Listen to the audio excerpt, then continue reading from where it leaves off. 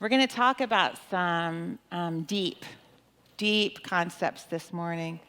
But I want to start by acknowledging that this is Memorial Day weekend. It is Memorial Day weekend. Memorial Day is a time for remembering those who died in war. It started actually right at the end of the Civil War. And the very first Memorial Day ceremony was held at Arlington Cemetery, and they were putting flags on both the Union soldiers and the Confederates' graves. Because in the end, aren't we all one? Aren't we all one? My mother's heart grieves for every life lost in war.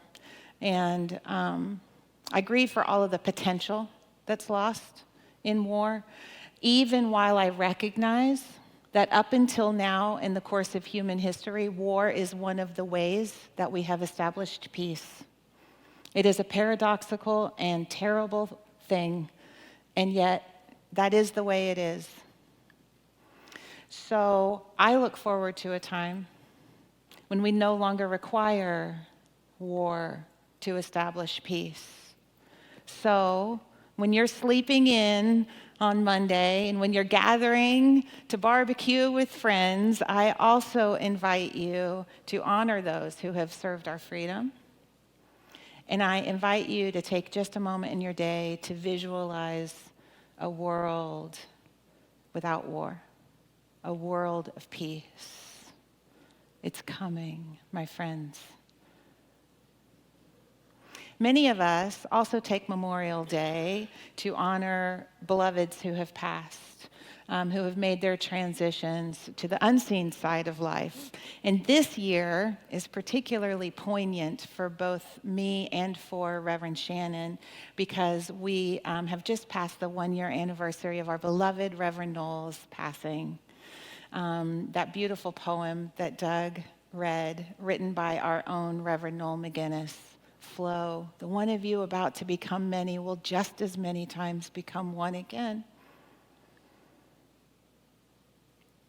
His brilliant light has been very present for many of us during this year of learning to be without his physical presence. And, so often those memories of those pithy things he would say, or the way he would encourage our very best selves, or the way he would sing a prayer.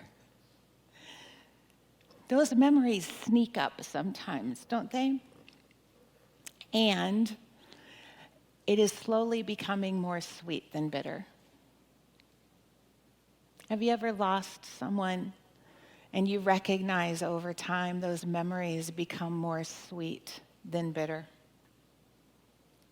At first, that remembering can be hard. And so I think about what is remembering. When you remember something, a member is an individual. But when you remember something, that those many are becoming one again. Remembering is how we come back into wholeness, we come back into alignment, we come back into integrity. Maybe we're remembering pieces of our hearts back into wholeness. Reverend Noel called this community our opportunity to remember our common unity. We live by that. So I tell these stories. Reverend Shannon tells us stories to remind us all that we are in this thing called life together. There is no me and you. There is only us. And our job is to remind you of two things: to remind you that you're not alone, and to remind you, to invite you to remember that there is a power that is with you and for you, that is within you and outside of you, to remember how to access that power and to use that power for good in your life and in the world. There is a power for good in the world, and you can use it. Our dear Reverend Noel was an active participant in my personal healing journey and in many of yours. And when he made his transition, it was hard for me to think about letting him go. Letting go can be a tricky thing. And we're going to talk about that today. So, if there's something weighing heavy on your heart, this talk is for you. And if there's not, the invitation is for you to take something with you that might serve you in the future, or take something with you that might serve a beloved that is traveling alongside your path. Because we all go through times of life. A few months ago, I received a call from a mom whose child had been diagnosed with the same diagnosis that my son Alex has. And she called me, and she'd had that diagnosis for 3 or 4 years, and I had never met her. She called me and she said, my family and my friends are telling me to just let it go so that I can be my best self for my child. And she said, how do I let something like that go? How do you? How do you just let something like that go?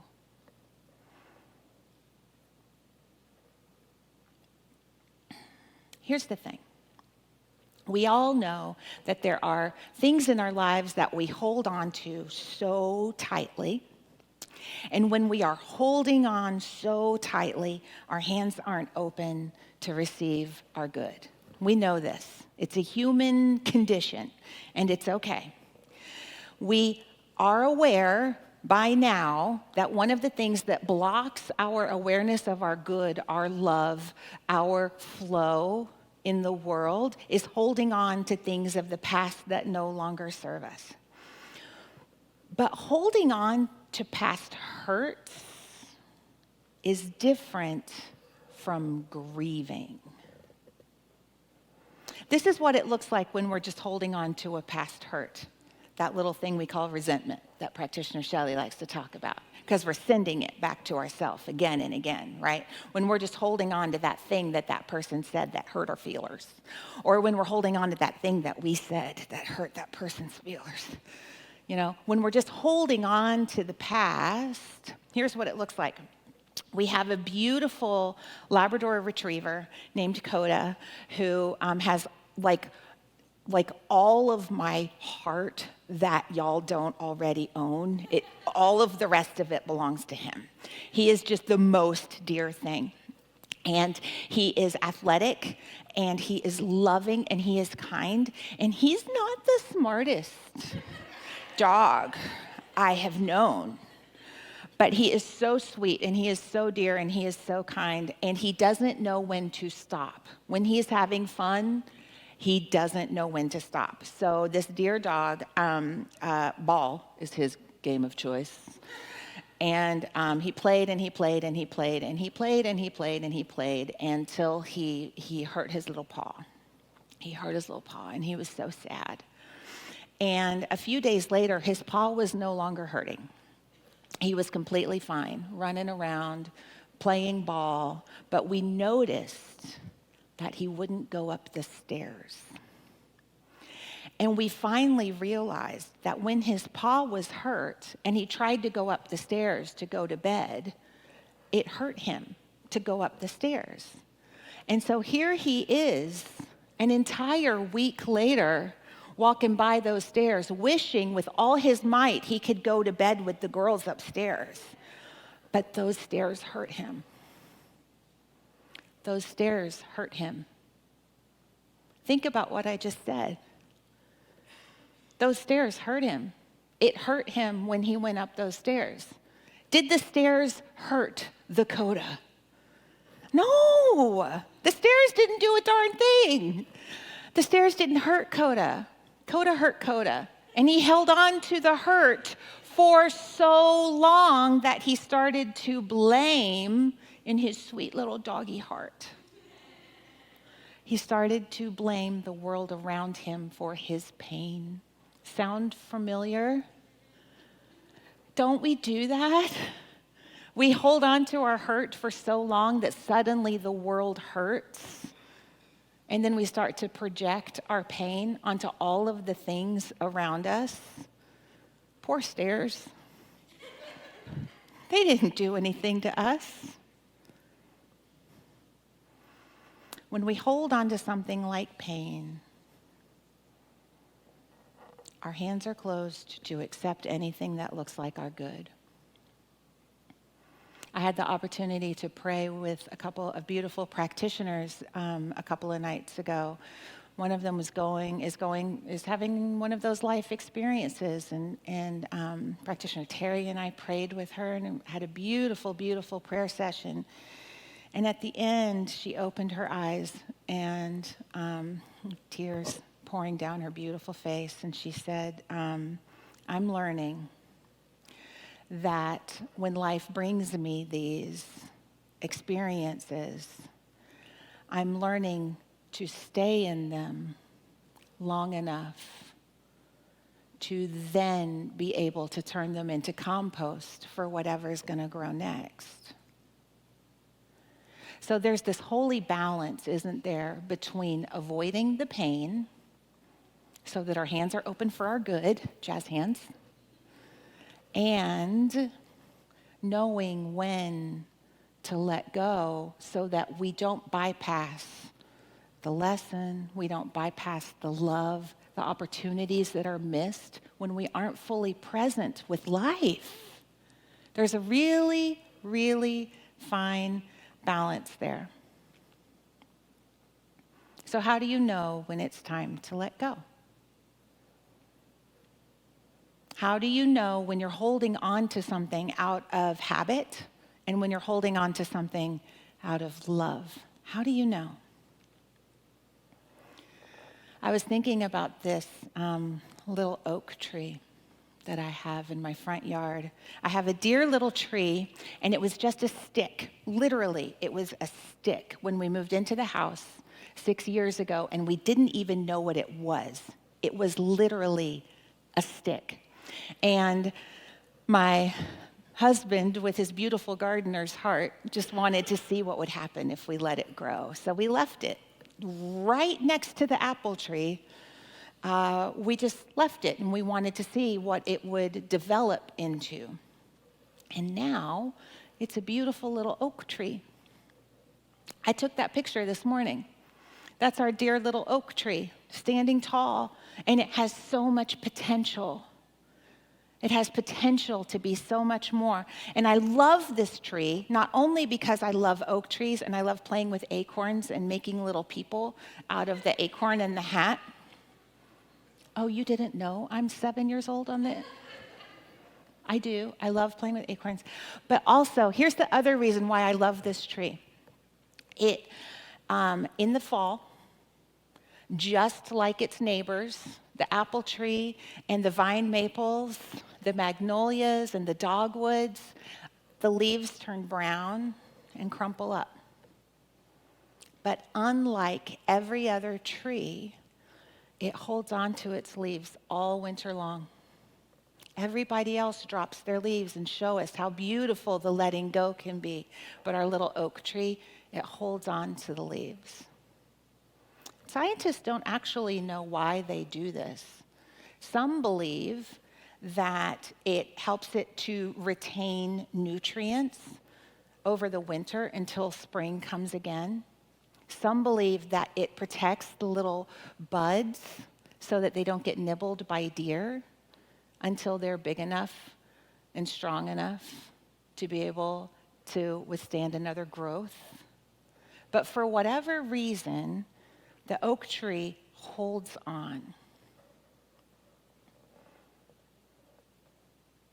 And it's its way. And it's okay.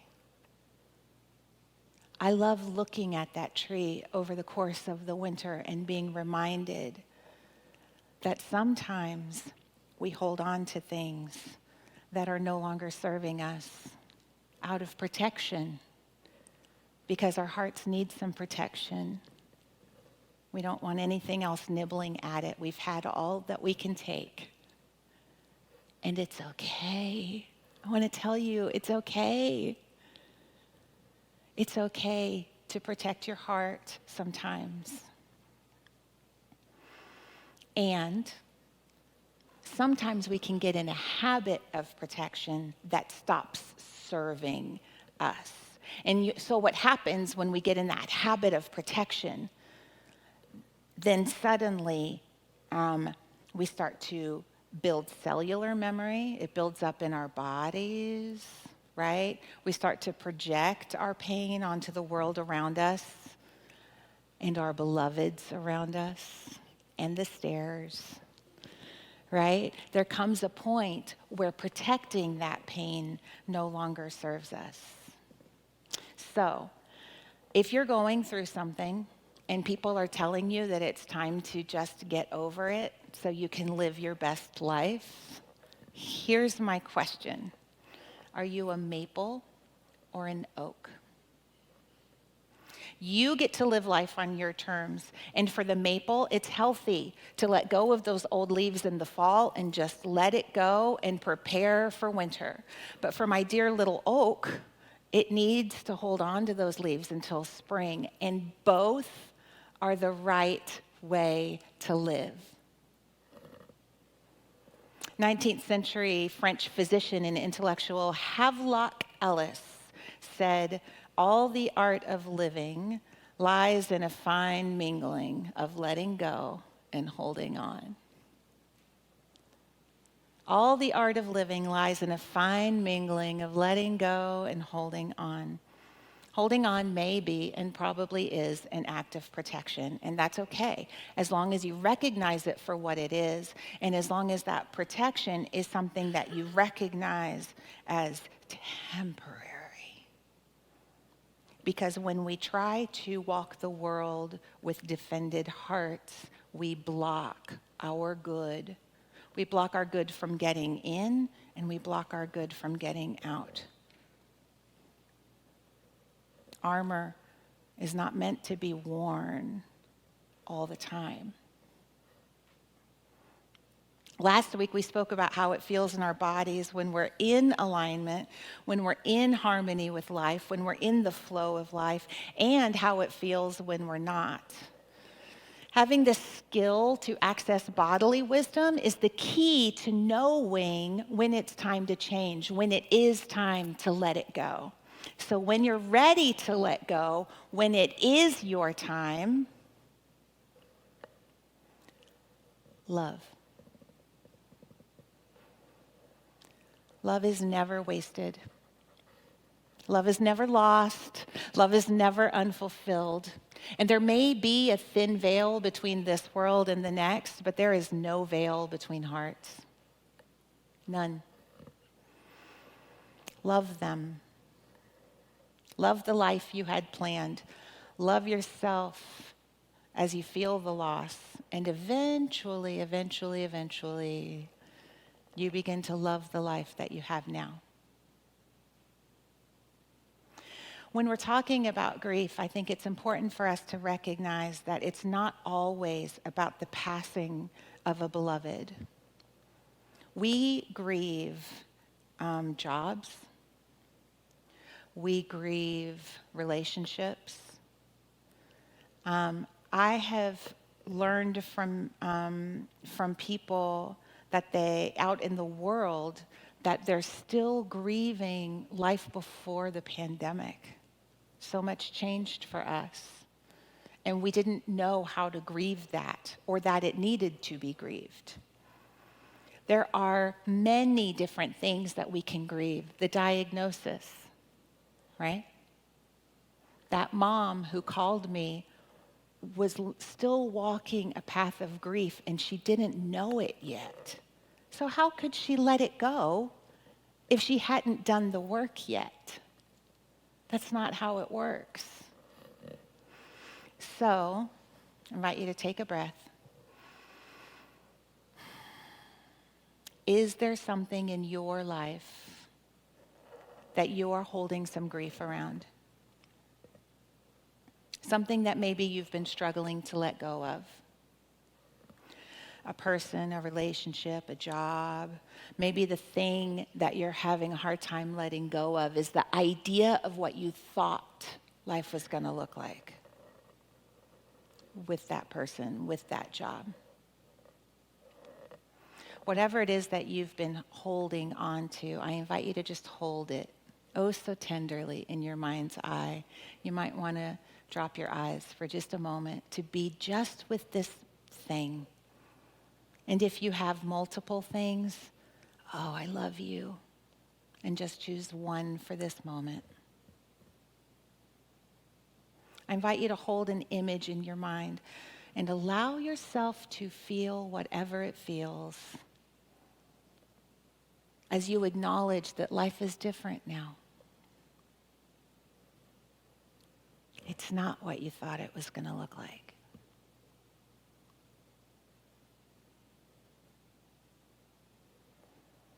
And even as you feel the feelings, and you might feel joy even that you had this experience, whatever you feel is valid.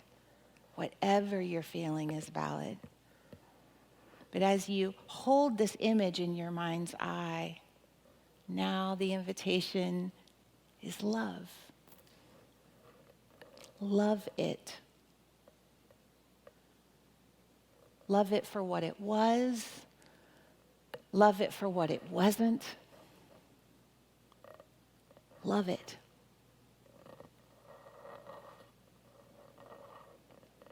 And with the next breath, I invite you to come back into the room. Love it. Love it.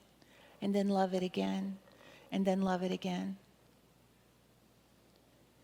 When our beautiful choir was singing, "You Are the Face of God," a minute ago, I pulled up the image in my mind's eye of something that I hold grief around. And I pictured the face of the person who did that thing. And I thought, you too are the face of God.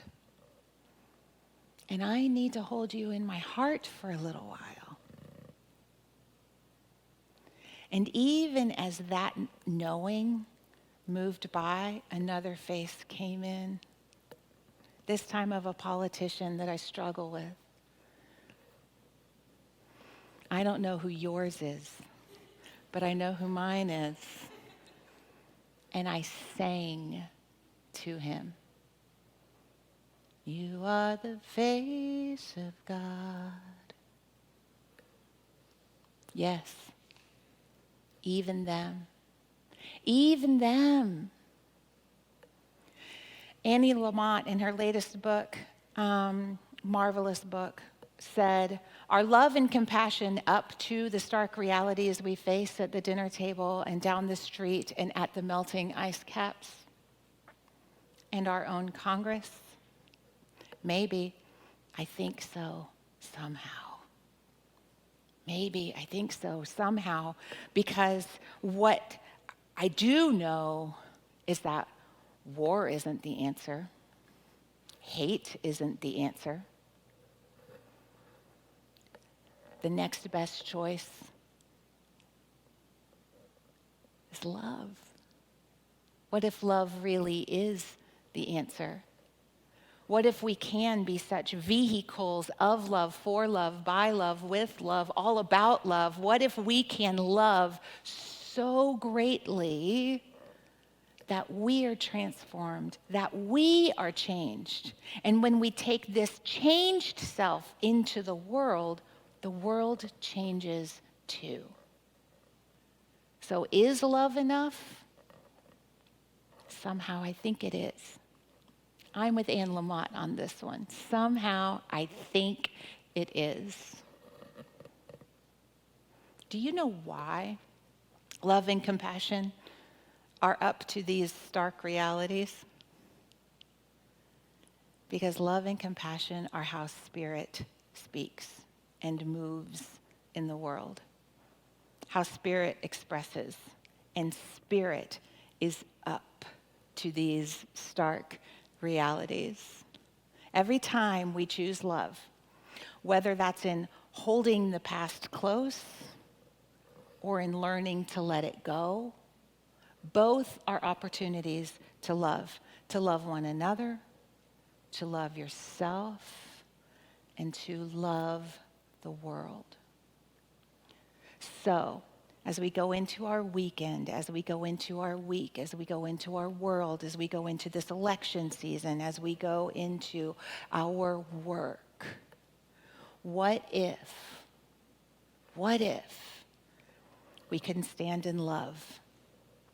And when we are met with the challenge, what if we can just quietly look at it and say, you too are the face of God.